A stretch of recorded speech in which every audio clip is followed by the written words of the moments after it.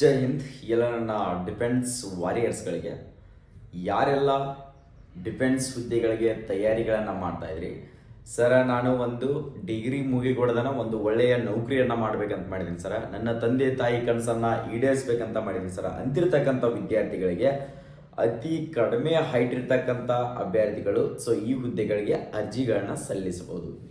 ಇಲ್ಲಿ ಬಂದ್ಬಿಟ್ಟು ಏರ್ಫೋರ್ಸ್ನಲ್ಲಿ medical assistant call form ಅನ್ನ ಮಾಡಿದ್ದಾರೆ ಸ್ನೇಹಿತರೆ. ಪ್ರತಿ ವರ್ಷನೂ ಕೂಡ ಕಾಲ್ ಫಾರ್ಮ್ ಅನ್ನ ಮಾಡ್ತಾರೆ.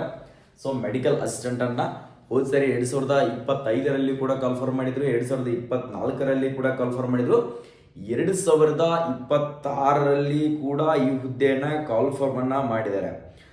ಈ ಹುದ್ದೆಗಳಿಗೆ ಯಾರೆಲ್ಲ ಅರ್ಜಿಗಳನ್ನ ಸಲ್ಲಿಸಬಹುದು ಅನ್ನೋದನ್ನ ಸಂಪೂರ್ಣವಾಗಿರ್ತಕ್ಕಂಥ ಮಾಹಿತಿಯನ್ನ ಇಲ್ಲಿ ನಿಮ್ಗೆ ಕೊಡ್ತಾ ಹೋಗ್ತೀನಿ, ನೋಡ್ಕೊಳ್ಳಿ ಸ್ನೇಹಿತರೆ.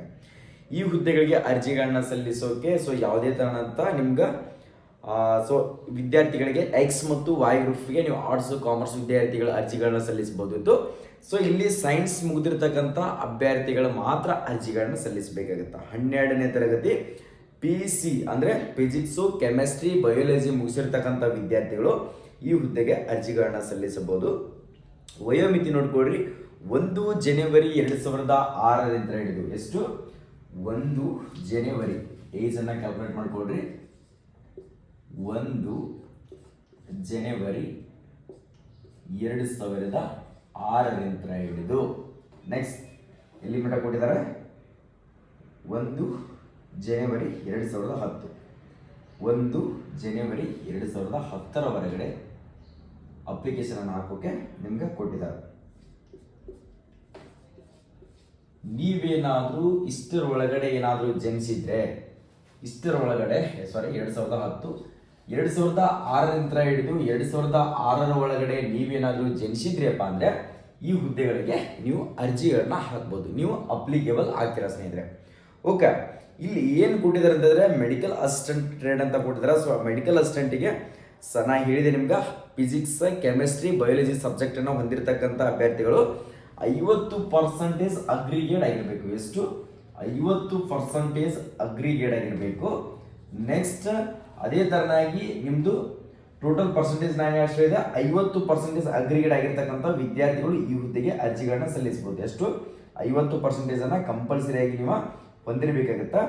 ನೆಕ್ಸ್ಟ್ ಅದರ ಜೊತೆಗೆ ಇಂಗ್ಲಿಷ್ ಸಬ್ಜೆಕ್ಟ್ ನಲ್ಲಿ ಇಂಗ್ಲಿಷ್ ಸಬ್ಜೆಕ್ಟ್ ನಲ್ಲಿ 50 ಮಾರ್ಕ್ಸ್ ಅನ್ನ ತಗೊಂಡಿರ್ಬೇಕು ಸ್ನೇಹಿತರೆ. ಎಷ್ಟು 50 ಮಾರ್ಕ್ಸ್ ಅನ್ನ ತಗೊಂಡಿರ್ಬೇಕು. ಅಕಸ್ಮಾತ್ ಸರ್ ನಾನು ಇಂಗ್ಲಿಷ್ಗೆ 49 ತಗೊಂಡಿದ್ದೀನಿ, ನನ್ನ ಟೋಟಲ್ ಅಗ್ರಿಗೇಟ್ ಬಂದ್ಬಿಟ್ಟು 85 ಇದೆ, ಆದರೂ ಕೂಡ ನಿಮಗೆ ಅಪ್ಲೈ ಮಾಡೋಕೆ ಬರೋದಿಲ್ಲ. ಇಂಗ್ಲಿಷ್ ಸಬ್ಜೆಕ್ಟ್ ನಲ್ಲಿ 50 ಮಾರ್ಕ್ಸ್ ಅನ್ನ ಕಡ್ಡಾಯವಾಗಿ ತಗೊಂಡಿದ್ರೆ ಮಾತ್ರ ನೀವು ಈ ಹುದ್ದೆಗಳಿಗೆ ಅರ್ಜಿಗಳನ್ನ ಸಲ್ಲಿಸಬಹುದು. ನೆಕ್ಸ್ಟ್ ಇನ್ನೊಂದು ಅದೇ ತರನಾಗಿ ಮೆಡಿಕಲ್ ಅಸಿಸ್ಟೆಂಟ್ ಅಲ್ಲಿ ಇನ್ನೊಂದು ಯಾವುದಪ್ಪ ಅಂತ, ಅದು ಕೂಡ 21 ವಯಸ್ಸಿನಿಂದ ಹಿಡಿದು 24 ವಯಸ್ಸಿನೊಳಗಡೆ ಅರ್ಜಿಗಳನ್ನ ಸಲ್ಲಿಸಬಹುದು. ಅದು ಯಾರಿಗಪ್ಪ ಅಂದ್ರೆ ಡಿಪ್ಲೊಮಾ ಅಥವಾ BSc ಫಾರ್ಮಸಿ ಮುಗಿಸಿರ್ತಕ್ಕಂಥ ವಿದ್ಯಾರ್ಥಿಗಳು ಈ ಹುದ್ದೆಗಳಿಗೆ ಅರ್ಜಿಗಳನ್ನ ಸಲ್ಲಿಸಬಹುದು ಸ್ನೇಹಿತರೆ. ಓಕೆ, ಕ್ಲಿಯರಿಟಿ ಆಯ್ತಾ ನಿಮ್ಗೆ ಎಜುಕೇಶನ್ ಕ್ವಾಲಿಫಿಕೇಶನ್ ಸರ್. ನೆಕ್ಸ್ಟ್ ಅದ್ರ ಜೊತೆಗೆ ಹೈಟ್ ಏನಿರ್ತದ, ಹೈಟ್ ಬಂದ್ಬಿಟ್ಟು ಇದಕ್ಕೂ ಕೂಡ ಸ್ನೇಹಿತರೆ 152 ಸೆಂಟಿಮೀಟರ್ ಹೈಟ್ ಇರ್ತಕ್ಕಂಥ ವಿದ್ಯಾರ್ಥಿಗಳು ಕೂಡ ಈ ಹುದ್ದೆಗಳಿಗೆ ಅರ್ಜಿಗಳನ್ನ ಸಲ್ಲಿಸಬಹುದು. ಯಾರೆಲ್ಲ ಸೈನ್ಸ್ ಮುಗಿಸಿದಿರಲ್ಲ, ಪ್ರತಿ ಒಂದರಲ್ಲಿ ಕೂಡ ನಿಮ್ಗೆ ಅವಕಾಶಗಳನ್ನ ಕೊಡ್ತಾನೆ ಇರ್ತಾರ. ಇಂಡಿಯನ್ ಆರ್ಮಿದಲ್ಲಿ ಕೂಡ ನಿಮ್ಗೆ ಪರ್ಮನೆಂಟ್ ಆಗಿರ್ತಕ್ಕಂಥ ಹುದ್ದೆ ನರ್ಸಿಂಗ್ ಅಸಿಸ್ಟೆಂಟ್ ಅಂತ ಹೇಳಿ ಪ್ರತಿ ವರ್ಷನೂ ಕೂಡ ಕಾನ್ಫರ್ಮ್ ಮಾಡ್ತಾರ. ಇದರಲ್ಲಿ ಕೂಡ ಮೆಡಿಕಲ್ ಅಸಿಸ್ಟೆಂಟ್ ಒಂದು ಒಳ್ಳೆಯ ಜಾಬ್ನೇ ಅನ್ಕೊಳ್ಬಹುದು. ಇದು ಕೂಡ ಅವಕಾಶವನ್ನ ಕೊಟ್ಟಿದ್ದಾರೆ, ಮಿಸ್ ಮಾಡದೇನೆ ಪ್ರತಿಯೊಬ್ರು ಕೂಡ ಅರ್ಜಿಗಳನ್ನ ಸಲ್ಲಿಸ್ಕೊಳ್ರಿ. ಓಕೆ, ನೆಕ್ಸ್ಟ್ ಅದೇ ತರನಾಗಿ ಸರ್ ನಂದು ಓದ್ತಾ ಇದ್ದೀನಿ ಸರ್, ನಂದು ಸ್ವಲ್ಪ ಐ ಪ್ರಾಬ್ಲಮ್ ಇದೆ ಸರ್, ನನ್ನ ಚಸ್ಮಾ ಇದೆ ಅಂತಕ್ಕಂಥ ವಿದ್ಯಾರ್ಥಿಗಳು ಕೂಡ ಈ ಹುದ್ದೆಗೆ ಅರ್ಜಿಗಳನ್ನ ಸಲ್ಲಿಸಬಹುದು, ಏನು ಪ್ರಾಬ್ಲಮ್ ಇಲ್ಲ. ನೆಕ್ಸ್ಟ್ ಸರ್ ಅದರ ಜೊತೆಗೆ ಎಕ್ಸಾಮಿಗೆ ಸಬ್ಜೆಕ್ಟ್ ಏನಿರ್ತದ, ಟೋಟಲಿ ಬಂದ್ಬಿಟ್ಟು ನಿಮ್ಗೆ 50 ಮಾರ್ಕ್ಸ್ 50 ಕ್ವಶನ್ಸ್ಗಳು ಇರ್ತವೆ. ಎಷ್ಟು 50 ಕ್ವಶನ್ಸ್ ಇರ್ತಾವೆ. ಇಂಗ್ಲಿಷ್ 20 ಕ್ವಶನ್ಸ್ ಇರ್ತಾವೆ, 20 ಮಾರ್ಕ್ಸ್ ಇರ್ತದೆ. ಎಷ್ಟು 20 ಕ್ವಶನ್ಸು 20 ಮಾರ್ಕ್ಸ್ ಇರ್ತದ. ನೆಕ್ಸ್ಟ್ ಅದೇ ತರನಾಗಿ ರೀಸನಿಂಗ್ ನಲ್ಲಿ 15 ಕ್ವಶನ್ಸು, ನೆಕ್ಸ್ಟ್ ಮ್ಯಾಥ್ಸ್ ನಲ್ಲಿ 8 ಕ್ವಶನ್ಸು, GK GS ನಲ್ಲಿ 7 ಕ್ವಶನ್ಸ್ಗಳು.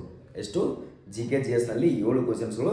ಟೋಟಲಿ ಎಕ್ಸಾಮ್ ಟೈಮಿಂಗ್ ನೋಡ್ಕೊಡ್ರಿ, 45 ನಿಮಿಷ ಟೈಮಿಂಗ್ ಇರುತ್ತೆ. ಎಷ್ಟು 45 ಮಿನಿಟ್ಸ್ ಟೈಮಿಂಗ್ ಇರ್ತೈತಿ. 50 ಕ್ವಶನ್ಸ್ ಇರ್ತಾವೆ. ನೆಕ್ಸ್ಟ್ 0.25 ನೆಗೆಟಿವ್ ಕೂಡ ಇರ್ತದೆ ಸ್ನೇಹಿತರೆ. ಎಷ್ಟು? 0.25 ನೆಗೆಟಿವ್ ಕೂಡ ನಿಮ್ಗೆ ಅಪ್ಲೈ ಆಗುತ್ತಾ. ಓಕೆ, ನೀವೇನಾದರೂ ಸ್ಟಡಿ ಮಾಡಬೇಕು ಇವತ್ತಿನಿಂದ ಅನ್ಕೊಂಡಿದ್ರೆ ಇವತ್ತಿನಿಂದನೇ ರನ್ನಿಂಗನ್ನು ಸ್ಟಾರ್ಟ್ ಮಾಡ್ಕೊಳ್ರಿ.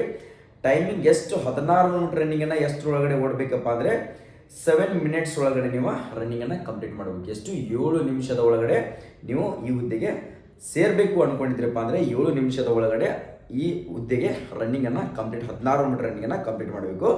ಅದೇ ಥರನಾಗಿ ಸರ್ ನಾನು ಡಿಪ್ಲೊಮಾ ಮುಗಿಸಿದ್ದೀನಿ, ಫಾರ್ಮಸಿ ಮುಗಿಸಿದ್ದೀನಿ, ನಾನು ಕೂಡ ಈ ಹುದ್ದೆಗೆ ಅರ್ಜಿಗಳನ್ನ ಸಲ್ಲಿಸಬೇಕು ಅಂದ್ಕೊಂಡಿದ್ದೀನಿ. ಇಂಥ ವಿದ್ಯಾರ್ಥಿಗಳಿಗೆ 7.5 ನಿಮಿಷದೊಳಗಡೆ ನೀವು ರನ್ನಿಂಗನ್ನು ಕ್ಲೋಸ್ ಮಾಡಬೇಕಾಗುತ್ತೆ. ನೆಕ್ಸ್ಟ್ ಪುಷಪ್ಸ್ ಇರ್ತಾವೆ, 1 ನಿಮಿಷ ಟೈಮಿಂಗ್ ಇರ್ತೈತಿ, 10 ಹೊಡಿಬೇಕಾಗುತ್ತೆ. ನೆಕ್ಸ್ಟ್ ಸೆಟಪ್ಸ್ 10 ಹೊಡಿಬೇಕು, 1 ನಿಮಿಷ ಟೈಮಿಂಗ್ ಇರ್ತೈತಿ. ಸ್ಕ್ವಾಟ್ಸು 1 ನಿಮಿಷ ಟೈಮಿಂಗ್ ಇರ್ತೈತಿ, 20 ಹೊಡಿಬೇಕು. ಸೊ ಈ ಹುದ್ದೆಗಳಿಗೆ ನೋಡ್ಕೊಳ್ರಿ, ಯಾವುದೇ ತರಹಂತ ಮಹಿಳೆಯರಿಗೆ ಅವಕಾಶ ಇರುವುದಿಲ್ಲ. ಇದು ಬಂದ್ಬಿಟ್ಟು ಪುರುಷ ಅಭ್ಯರ್ಥಿಗಳಿಗೆ ಮಾತ್ರ ಈ ಹುದ್ದೆಗೆ ಅರ್ಜಿಗಳನ್ನ ಸಲ್ಲಿಸೋಕೆ ಅವಕಾಶ ಇರ್ತದೆ. ಸೊ ನೀವೇನಾದರೂ ಅರ್ಜಿಗಳನ್ನ ಸಲ್ಲಿಸಬೇಕು ಅನ್ಕೊಂಡಿದ್ರಪ್ಪ ಅಂದ್ರೆ ಇವಾಗಲಿನ ಅರ್ಜಿ ಕೂಡ ಸ್ಟಾರ್ಟ್ ಆಗಿದೆ ಸ್ನೇಹಿತರೆ. ಅರ್ಜಿಗಳನ್ನ ಸಲ್ಲಿಸಕ್ಕೆ ಸ್ಟಾರ್ಟ್ ಮಾಡ್ಕೊಡ್ರಿ. ಸರ್ ನಾನಿಲ್ಲ ಸರ್, ನಾನು ಈಗ ಸೈನ್ಸ್ ಮುಗಿಸಿದ್ದೀನಿ, ನನಗೆ ಯಾವೆಲ್ಲ ಅಪಾರ್ಚುನಿಟಿಗಳ ಸಿಗುತ್ತಾವು ಅಂಥ ಹುದ್ದೆಗಳಿಗೆ ಕಾಲ್ಫರ್ಮ್ ಆಗಿರ್ತಕ್ಕಂಥ ಇನ್ಫಾರ್ಮೇಷನ್ ಅನ್ನು ಕೊಡಿ ಅಂತ ಕೇಳ್ತಿದ್ದಿಲ್ಲ. ನಾನು ಆಲ್ರೆಡಿ ನಿಮಗೆ ಎಕ್ಸ್ ಆ್ಯಂಡ್ ವೈ ಗ್ರೂಪ್ ಬಗ್ಗೆನೂ ಕೂಡ ಇನ್ಫಾರ್ಮೇಷನ್ನ ಕೊಟ್ಟಿದ್ದೀನಿ. ಆ ಹುದ್ದೆಗೂ ಕೂಡ ಅರ್ಜಿಗಳನ್ನ ಸಲ್ಲಿಸಬಹುದು. ಅದರ ಜೊತೆಗೆ ಮೆಡಿಕಲ್ ಅಸಿಸ್ಟೆಂಟಿಗೂ ಕೂಡ ನೀವು ಅರ್ಜಿಗಳನ್ನ ಸಲ್ಲಿಸಬಹುದು. ಇಂಥ ಅಪಾರ್ಚುನಿಟಿ ಯಾರಿಗೂ ಕೂಡ ಸಿಗ್ತಿರೋದಿಲ್ಲ. ಅಪಾರ್ಚುನಿಟಿಗಳನ್ನು ಯಾವತ್ತೂ ಮಿಸ್ ಮಾಡ್ಕೊಳಕ್ಕೆ ಹೋಗ್ಬೇಡ್ರಿ. ಇಂಥ ಅಪಾರ್ಚುನಿಟಿಗಳನ್ನ ಪ್ರತಿ ವರ್ಷನೂ ಕೂಡ ಕಾಲ್ಫರ್ಮನ್ನು ಮಾಡ್ತಾರೆ. ಬಟ್ ನೀವು ಅರ್ಜಿ ಹಾಕೋದನ್ನು ಮಿಸ್ ಮಾಡಕ್ಕೆ ಹೋಗ್ಬೇಡ್ರಿ. ಓಕೆ, ನೆಕ್ಸ್ಟ್ ಸರ್ ಇದರಲ್ಲಿ ಮತ್ತೆ ಮೆಡಿಕಲ್ ಅಸಿಸ್ಟೆಂಟಿಗೆ ಮತ್ತು ನಾವು ಅದರ ಜೊತೆಗೆ ಎಕ್ಸ್ ಮತ್ತು ವಾಯ್ ಗ್ರೂಪಿಗೆ ಕೂಡ ಅರ್ಜಿಗಳನ್ನ ಸಲ್ಲಿಸಬಹುದು, ಅಥವಾ ಮೆಡಿಕಲ್ ಅಸಿಸ್ಟೆಂಟು ಮತ್ತು ಎಕ್ಸ್ ಗ್ರೂಪಿಗೆ ಮಾತ್ರ ಅರ್ಜಿಗಳನ್ನ ಸಲ್ಲಿಸಬಹುದು ಅಂತ ಕೇಳ್ತಿದ್ರೆ ಇಲ್ಲ, ನೀವು 3ಕ್ಕೂ ಕೂಡ ಅರ್ಜಿಗಳನ್ನ ಸಲ್ಲಿಸಬಹುದು. ಎಕ್ಸ್ ಮತ್ತು ವಾಯ್ಗೂ ಸಲ್ಲಿಸಬಹುದು. ನೆಕ್ಸ್ಟ್ ಮೆಡಿಕಲ್ ಅಸಿಸ್ಟೆಂಟಿಗೆ ಕೂಡ ನೀವು ಅರ್ಜಿಗಳನ್ನ ಸಲ್ಲಿಸಬಹುದು. ಸೊ ಎಲ್ಲರೂ ಕೂಡ ನೋಡ್ಕೊಡ್ರಿ. ನಾನು PDF ಅನ್ನು ನನ್ನ XA ಪ್ಯಾರಾಮೀಟರ್ ಟೆಲಿಗ್ರಾಮ್ದಲ್ಲಿ ಕೂಡ ಅಪ್ಲೋಡನ್ನು ಮಾಡಿರ್ತೀನಿ. ಈ ಥರದ ಇನ್ಫಾರ್ಮೇಷನ್ಗಳು ಅತಿ ಎಂಗೇಜ್ನಲ್ಲಿ ಒಂದು ಲೆವೆಲ್ಗೆ ಇರ್ತಕ್ಕಂಥ ಒಂದು ಆಫೀಸರ್ ಇರ್ತಕ್ಕಂಥ, ಯಾಕಂದರೆ ಪರ್ಮನೆಂಟ್ ಆಗಿರ್ತಕ್ಕಂಥ ಜಾಬ್ ಇದೆ. XY ಬಂದ್ಬಿಟ್ಟು ಅದು ನಿಮ್ಗೆ 4 ವರ್ಷದ ಅಗ್ನಿವೀರ ಆಗಿರ್ತದೆ. ಇದು ಪರ್ಮನೆಂಟ್ ಆಗಿರ್ತಕ್ಕಂಥ ಹುದ್ದೆ ಇದೆ. ಇಂಥವಕ್ಕೆಲ್ಲ ಕಾಂಪಿಟೇಷನನ್ನು ಮಾಡಿರಿ. ಸೊ ನೀವೇನಾದರೂ ಸುಮ್ಮನೆ ಅಗ್ನಿವೀರ ಹೋಗ್ತೀನಿ, ಸೊ ಇಂಥವೆಲ್ಲ ಕಾಂಪಿಟೇಷನ್ ಇದರಲ್ಲಿ ಅದಕ್ಕೆ ಎಫರ್ಟ್ ಹಾಕುವಂಥದ್ದನ್ನ ಒಂಚೂರು ಜಾಸ್ತಿ ಎಫರ್ಟ್ ಹಾಕಿದರೆ ಇದು ಕೂಡ ನಿಮ್ಮದು ನೌಕರಿ ಪಕ್ಕ ಆಗುತ್ತೆ. ಇದಕ್ಕೆ ಏನೇ ಡೌಟ್ಸ್ ಇದ್ರೂ ಕೂಡ, ಇದರಲ್ಲಿ ಏನೇ ಇನ್ಫಾರ್ಮೇಷನ್ ಬೇಕಾಗಿತ್ತಪ್ಪ ಅಂದರೆ ಪ್ರತಿಯೊಬ್ಬರು ಕೂಡ ಕಮೆಂಟ್ ಸೆಕ್ಷನಲ್ಲಿ ಕಮೆಂಟನ್ನು ಹಾಕಿ. ಸೊ ನಾನು ಇದ್ರದ್ದು ಸಪ್ರೇಟ್ ಆಗಿರ್ತಕ್ಕಂಥ ಮೆಡಿಕಲ್ ಅಸಿಸ್ಟೆಂಟ್ ವಿಡಿಯೋನೇ ಮಾಡಿ ಹಾಕ್ತೀನಿ. ಯಾರೆಲ್ಲ ಈ ಸರಿ ಮೆಡಿಕಲ್ ಅಸಿಸ್ಟೆಂಟಿಗೆ ಅರ್ಜಿಗಳನ್ನ ಸಲ್ಲಿಸಬೇಕಂತ ಅನ್ಕೊಂಡಿದ್ರಲ್ಲ ಪ್ರತಿಯೊಬ್ಬರು ಕೂಡ ಕಮೆಂಟ್ ಸೆಕ್ಷನ್ದಲ್ಲಿ ಕಮೆಂಟನ್ನು ಹಾಕಿ. ಸೊ ಈ ಹುದ್ದೆ ಬಂದ್ಬಿಟ್ಟು ಮಹಿಳೆಯರಿಗೆ ಅವಕಾಶ ಇರುತ್ತಿಲ್ಲ, ಇದು ಪುರುಷರಿಗೆ ಮಾತ್ರ ಅವಕಾಶ ಇರ್ತದೆ. ಸೊ ಈ ಥರದ ಇನ್ಫಾರ್ಮೇಷನ್ಗಳು, ಈ ಥರದ ಅಪ್ಡೇಟ್ಸ್ಗಳು ಸ್ಟೇಟ್ ಗೌರ್ಮೆಂಟ್ ಆಗಿರಲಿ, ಸೆಂಟ್ರಲ್ ಗೌರ್ಮೆಂಟ್ ಆಗಿರಲಿ, ಯಾವುದೇ ಪ್ರೈವೇಟ್ ಜಾಬೇ ಕಾಲ್ಫರ್ಮ್ ಆಗಿರಲಿ, ಪ್ಯಾರಾಮಿಲಿಟರಿ ಫೋರ್ಸ್ನಲ್ಲಿ ಆಗಿರಲಿ, ಈ ಥರದ ಅಪ್ಡೇಟ್ಗಳು ಬೇಕಾಗಿತ್ತಂದರೆ ನಮ್ಮ ಯೂಟ್ಯೂಬ್ ಚಾನಲನ್ನು ಸೊ ಇನ್ನೂ ಸಬ್ಸ್ಕ್ರೈಬ್ ಮಾಡ್ಕೊಂಡಿಲ್ಲ ಅಂದರೆ ಸ್ನೇಹಿತರೆ ಇವಾಗ ನನಗೆ ಕೆಳಗಡೆ ಕಾಣ್ತಿರ್ತಕ್ಕಂಥ ಸಬ್ಸ್ಕ್ರೈಬ್ ಬಟನ್ನ ಒತ್ಕೊಂಡು ಸಬ್ಸ್ಕ್ರೈಬ್ ಮಾಡ್ಕೊಡ್ರಿ. ಅದರ ಜೊತೆಗೆ ಬೆಲ್ ಐಕನ್ ಮೇಲೆ ಕ್ಲಿಕ್ ಮಾಡಿ ಆಲ್ ನೋಟಿಫಿಕೇಶನ್ ಅಂತ ಕೊಟ್ಕೊಂಡ್ರೆ ನಾವು ಡೈಲಿ ಕೊಡ್ತಿರ್ತಕ್ಕಂಥ ಪ್ರತಿಯೊಂದು ಇನ್ಫಾರ್ಮೇಷನ್ ಅಪ್ಡೇಟ್ಗಳು ನಿಮ್ಮ ಮುಂದೆ ಬರ್ತಾನೆ ಇರ್ತದೆ. ಸೊ ಎಲ್ಲರಿಗೂ all the best. Jai Hind, Jai Karnataka.